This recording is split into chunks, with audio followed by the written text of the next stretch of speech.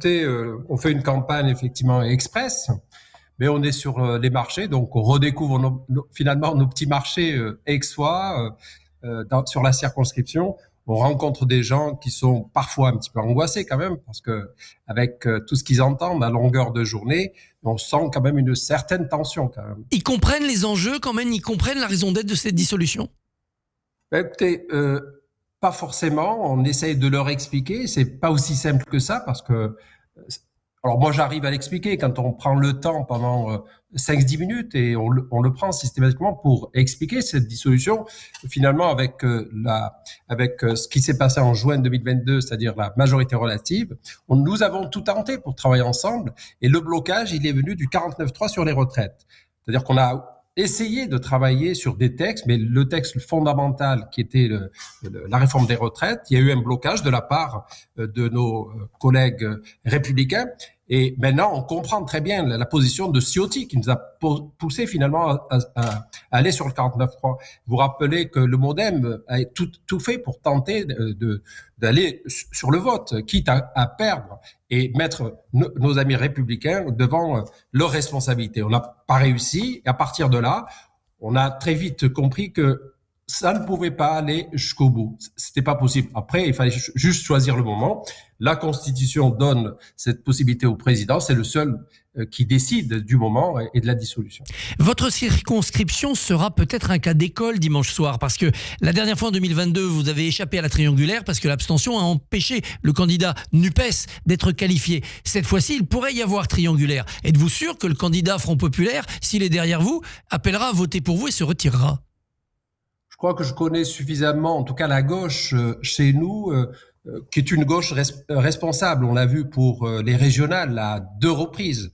D'ailleurs, qu'il y a un front finalement qui s'établit contre le Front National.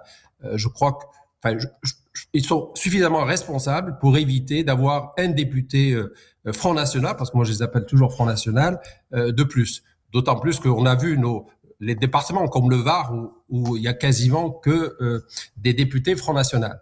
Chez nous, ils sont déjà 8 dans le département des Bouches-du-Rhône.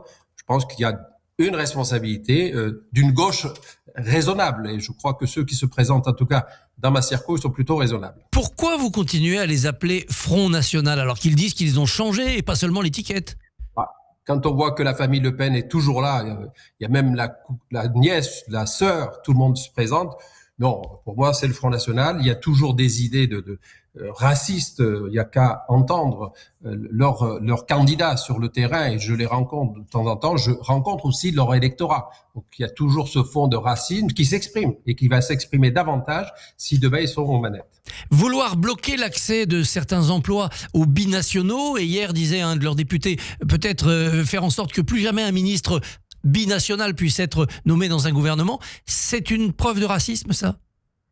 Écoutez, Bardella, il devrait pas être Premier ministre dans ce cas-là, parce que quand on regarde, il est franco-italien, d'origine kabyle, etc. Donc, il devrait déjà renoncer ou il devrait l'exclure. Non, c'est vraiment du n'importe quoi. Des binationaux, depuis très longtemps, ils existent, ils ont des responsabilités.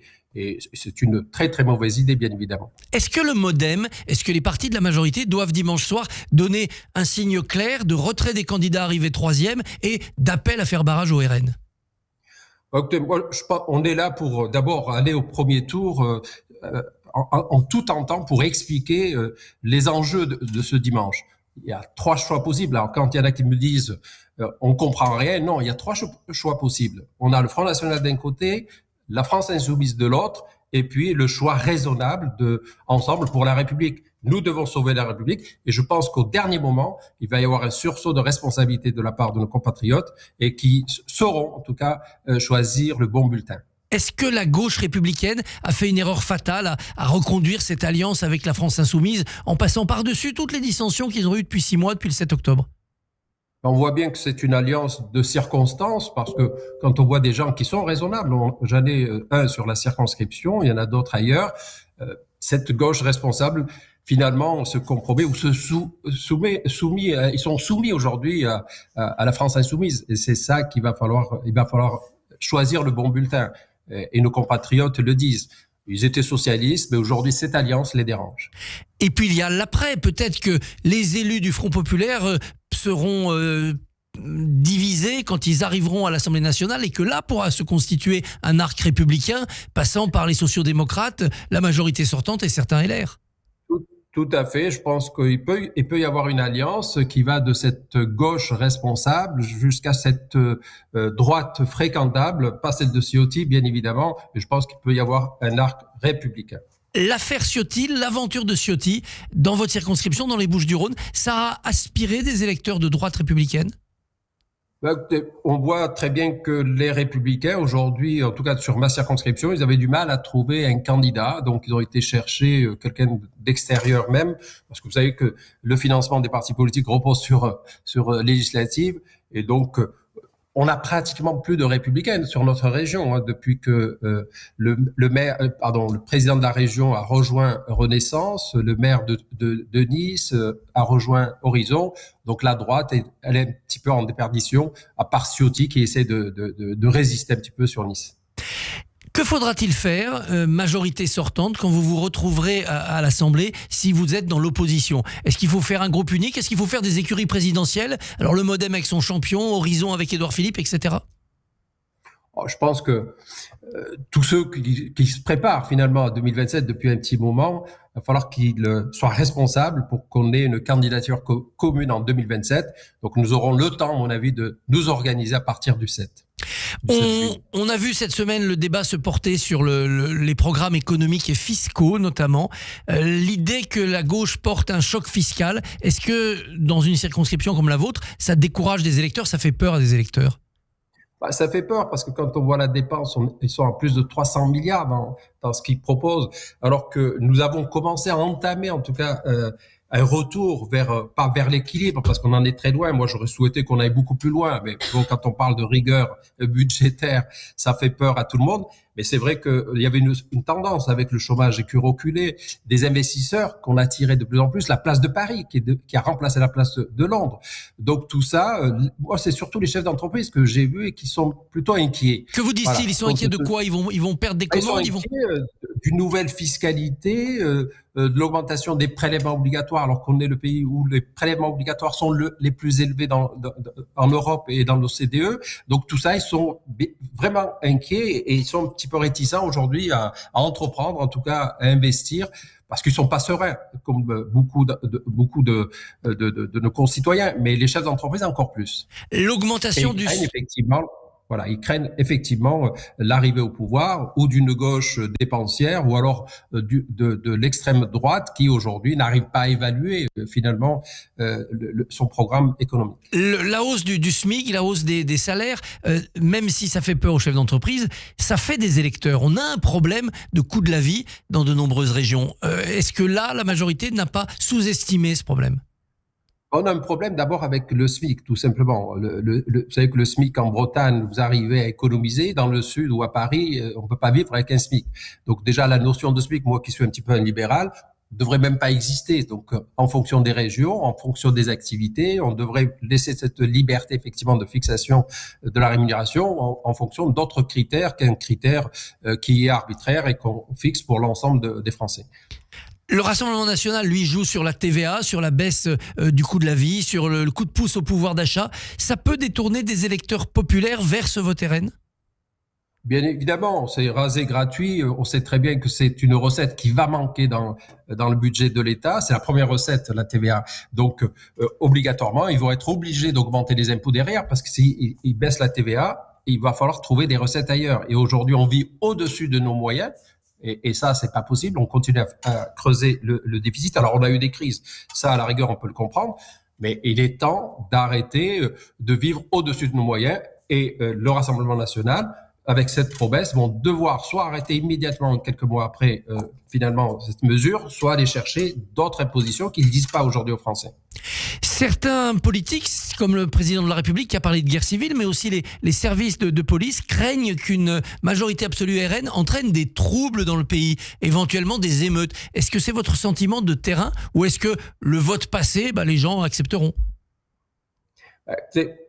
Quand on revoit un petit peu l'histoire et j'ai quelques formules là-dessus, je dis que les Français, finalement, sont élisent un roi pour avoir juste le plaisir de lui couper la tête, ou ils sont démocratiquement coupeurs de tête. On a c'est culturel pratiquement. On se révolte pour un oui, pour un non. On a vu les gilets jaunes, mais il y a eu d'autres révoltes par le passé. Oui, il y a cette crainte, effectivement, quel que soit le camp qui gagne, qu'on retrouve des troubles. Je pense que elle est justifiée. Cette crainte est justifiée.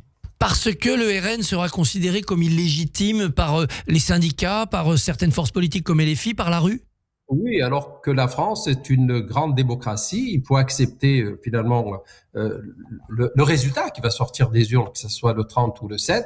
Nous sommes une démocratie et on doit vivre effectivement en toute liberté dans cette démocratie. Sinon, il aurait fallu interdire le Rassemblement national. C'est un parti aujourd'hui qui est là. Les Français se détermineront en âme et conscience le 30 et le 7. Et si c'est le parti qui arrive en tête, bien évidemment, il faudra accepter de vivre avec. Et Gabriel, il faudra les combattre sur leurs idées, sur le fond. Gabriel Attal a reconnu hier que le gouvernement sortant, le pouvoir sortant, avait peut-être sous-estimé la demande de sécurité, la demande de fermeté et d'autorité, notamment de la part de la justice. C'est ce qu'on vous dit aussi sur le terrain?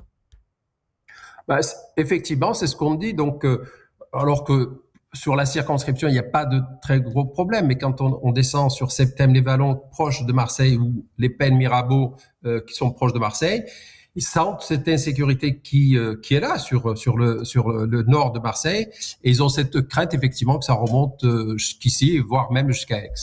L'excuse de minorité est dans le débat, c'est-à-dire permettre à la justice de punir les mineurs, certains mineurs aussi sévèrement que des adultes. C'est légitime ou est-ce qu'on est en train de basculer vers un système trop dur? Il faut revenir à l'éducation de base, c'est-à-dire laisser des enfants traîner dans la rue, c'est pas possible très tard. Donc, le problème, il faut le traiter d'une façon d'abord par l'éducation. L'éducation, c'est à l'école, mais c'est aussi et surtout c'est sur la responsabilité des parents. Il faut responsabiliser davantage les parents. C'est quand même de leur responsabilité que d'élever des gamins. Le RN propose le retour du vouvoiement à l'école, l'expulsion immédiate de tous les élèves perturbateurs et surtout les élèves radicalisés. Ça peut marcher? Le RN devrait juste aller voir dans d'autres pays où on a beaucoup moins de liberté. Alors, si c'est comme ça qu'ils souhaitent qu'on vit dans une société apaisée, je pense que c'est pas la bonne solution. Nous vivons en France dans une société, bon, bien évidemment, il y a de la violence, mais remontons dans les années 60 ou avant, il y avait aussi cette violence, sauf que elle n'était pas connue de tous avec les chaînes en information continue. Effectivement, dès qu'il y a un fait quelque part, tout le monde le sait et ça fait peur à tout le monde. Pour finir, Marine Le Pen dit que le rôle du chef de l'État sera honorifique en matière de défense et de diplomatie. C'est votre sentiment? C'est scandaleux parce qu'il y a une constitution, donc si elle commence par ça, ça veut dire quoi? Ça veut dire que demain, on n'a plus de président de la République. Le président de la République, il est chef des armées, c'est celui qui représente la France dans tous les événements au niveau international, dans les affaires. Vraiment, c'est scandaleux que de revenir et de commencer à titiller finalement cette fonction qui est importante. Et on y tient, et je pense qu'elle se trompe, ou alors elle a fait une erreur. Je ne sais pas si elle est pardonnable. Mohamed Lakila, donc candidat dans la 11e circonscription des Bouches-du-Rhône, c'est un peu Aix et puis vers Pennes-Mirabeau. Voilà, c'est une circonscription. C'est Aix-en-Provence, c'est Aiguille, c'est Cabriès, c'est les Pennes-Mirabeau et Septèmes. Et on va regarder les Bouches-du-Rhône avec attention dimanche soir. Merci, bonne journée à vous. Merci à vous. Merci beaucoup Christophe, on vous retrouve évidemment lundi matin. Votre invité sera Meir Habib, notamment à partir de 7h05. Et Sylvain Maillard à 7h45. Eh bien à lundi. Radio J.